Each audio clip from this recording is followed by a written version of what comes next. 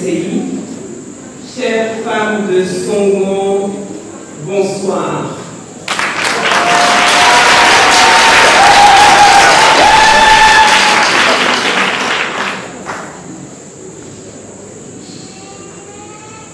Je voudrais commencer mon intervention par une histoire que j'ai vécue. Icas a dit tout à l'heure que je n'aime pas trop parler de moi. Ne vous inquiétez pas, il a bien raison. Et je vais vous raconter une petite histoire.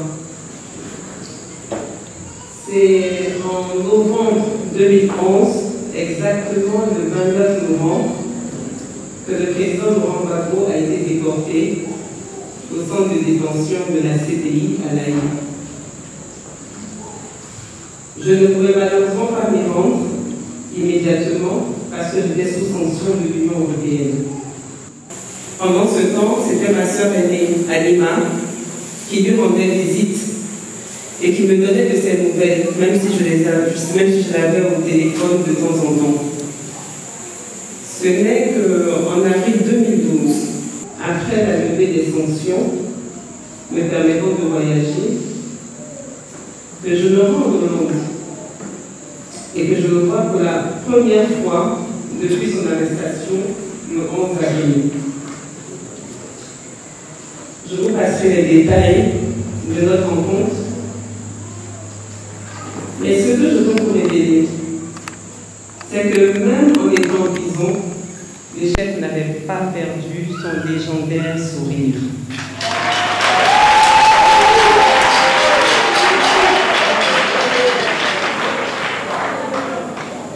Le président Laurent Gbagbo, comme il nous le dit si souvent, et je le cite, « Je bavarde beaucoup, mais je parle peu ».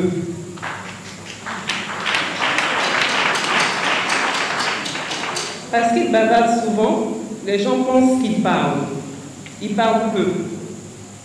Et il est encore plus taiseux quand il s'agit de dévoiler ses émotions, ses blessures, parce que c'est un monsieur très pudique. Il ne révèle jamais sa tristesse. Pour qui sait lire son sourire, peut aussi lire son cœur, parce que son sourire est son armure. Et j'ai appris à lire son sourire, donc son cœur.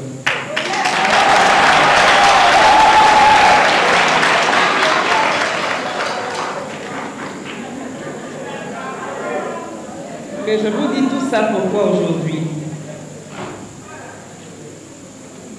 Je vous dis cela parce qu'un jour, au cours de mes visites en prison, nous étions, le président et moi, assis dans le parloir de la CPI. Et nous avons entendu des chansons ivoiriennes. Nous avons aussi entendu l'hymne national, Salut au terre de l'espérance. Et nous entendions du libéré Gbagbo, libéré Gbagbo, libéré, libéré.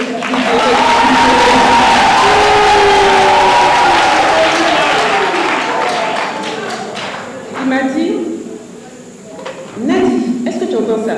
C'est quoi ça?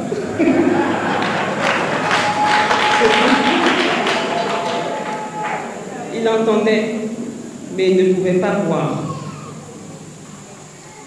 Mais entendre seulement ces personnes, venues nombreuses de Paris ou des autres villes européennes, avait suffi à lui mettre du baume au cœur. Et ce sourire qu'il porte au quotidien, pour soit cacher sa tristesse, ou soit montrer sa joie, était cette fois-ci un sourire où j'ai senti son cœur véritablement s'illuminer. Et cela est resté à jamais gravé dans ma mémoire. Ses frères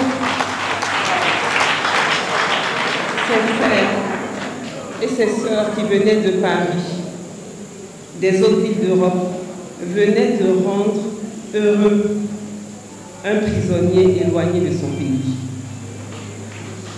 Ces personnes, connues et anonymes, de la diaspora que je remercie encore,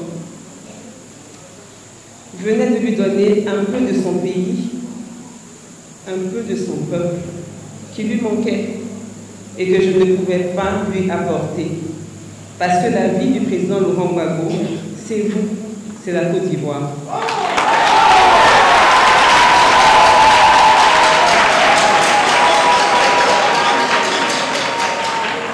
Et cela a rajouté à son espoir qu'il n'avait jamais perdu, qu'il retrouverait la terre de ses ancêtres.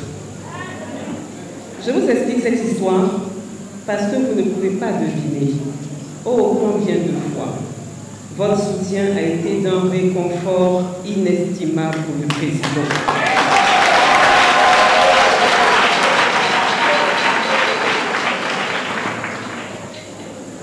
Chers invités, chers membres du PPACI, pendant que nos frères qui vivent à l'étranger manifestaient leur soutien au président, vous qui viviez en Côte d'Ivoire n'êtes pas restés inactifs. Vous vous êtes levés dans des conditions difficiles pour exiger sa libération. Vous avez prié, vous avez jeûné, vous avez élevé la voix et le président Laurent Gbagbo a retrouvé la liberté.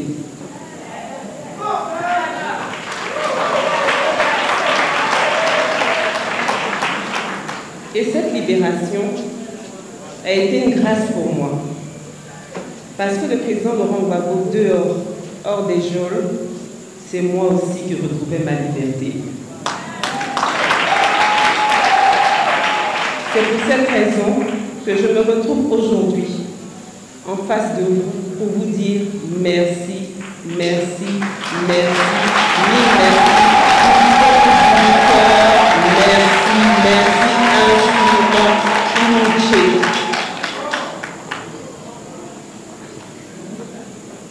Mes sœurs, des gens diront que les hommes se sont également battus pour la libération de notre chef. Oui, c'est vrai. Mais pourquoi est-ce aux femmes que ma tournée de gratitude et de reconnaissance est adressée? Pour les religions monothéistes, Ève est celle qui a donné la pomme à Adam, donc c'est elle qui est à la base de tout. Donc c'est elle, oui, ça va. Donc c'est elle qui est à la base de tous les problèmes humains. Je vais faire une petite anecdote concernant ce passage. Moi, je causais tout le temps avec le président et je lui disais, moi je ne crois pas trop, il faut toujours qu'on mette les choses sur la tête des femmes. Je ne crois pas que ce soit Ève. C'est vrai que c'est des paroles bibliques venant du Coran, mais bon, comme ce sont les hommes, peut-être qu'ils ont mis ça sur Ève, mais je ne pense pas que ce soit Ève. Et puis en 2002, je vais accoucher. Mais la douleur de l'enfantement, waouh! Quand je sors de là, j'ai dit au président, Dieu a dit, tu enfanteras dans la douleur, donc c'est vraiment Ève qui a donné la force.